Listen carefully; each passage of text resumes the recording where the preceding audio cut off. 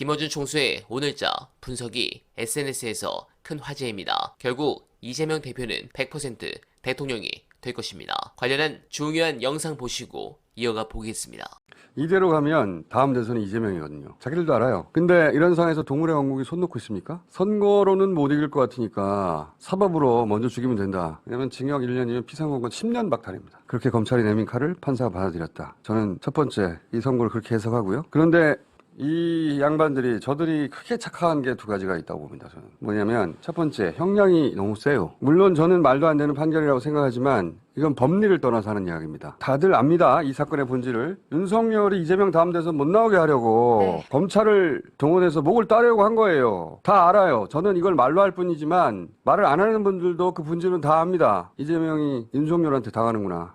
그런 와중에 이 선거는 너무 노골적이에요. 사건이 뭐가 어떻게 됐다는 건지 잘 모르는 사람들에게는 이건 너무한데 그런 마음을 불러일으킵니다. 이재명 대표가 검사들의 언덕에 끌려가서 검사들의 십자가에 못 박힌 거예요.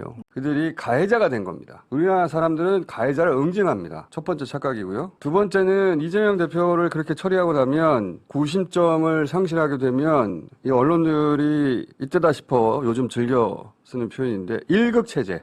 일극체제라는 단어 많이 쓰거든요. 재판 나오자마자 일극체제 무너지나 일극체제 하는데 이 표현을 쓰는 이유는 이제 고만고만한 민주당 후보들이 난립하는 백가쟁명 오합지졸이 될 것이다.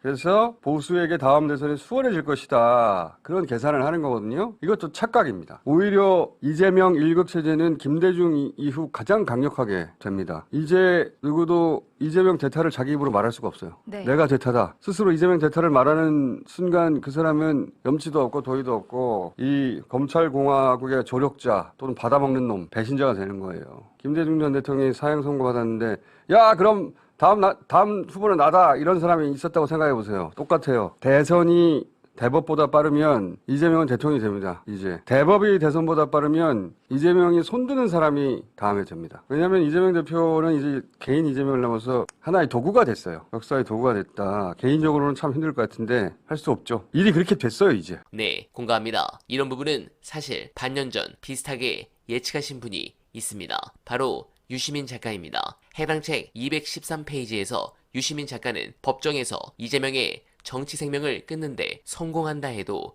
윤석열의 운명은 달라지지 않는다. 임기를 무사히 채운다 해도 2027년 5월 8일에는 대통령 관저를 비워야 한다. 이르든 늦든 정권은 교체된다. 민주당이 집권하면 윤석열을 응징하라는 민중의 요구가 터져 나올 것이다. 이재명 아닌 다른 사람이 대통령이 되었다고 해서 그를 감쌀 이유는 없다. 개인적 복수라는 오해를 받지 않아도 되니 국민의 요구를 거부할 이유가 없고 응징을 망설일 필요도 없다. 해피엔딩은 어차피 없지만 이재명이 생존하지 못하는 경우 윤석열의 운명은 더 참혹할 것이다. 이재명은 아직 죽지 않은 자다. 윤석열의 시선으로 보면 아직 죽이지 못한 자다. 나는 이재명이 죽지 않은 자가 되기를 바란다. 세 번째 생존투쟁에서도 승리하기를 기대한다. 윤석열의 비참한 말로를 보고 싶긴 하지만 그걸 본다고 해서 기쁘지는 않을 것 같다. 그보다는 불운의 구렁텅이에서 인생을 시작한 사람이 자신의 힘으로 몸을 일으켜 민중의 성원을 받으며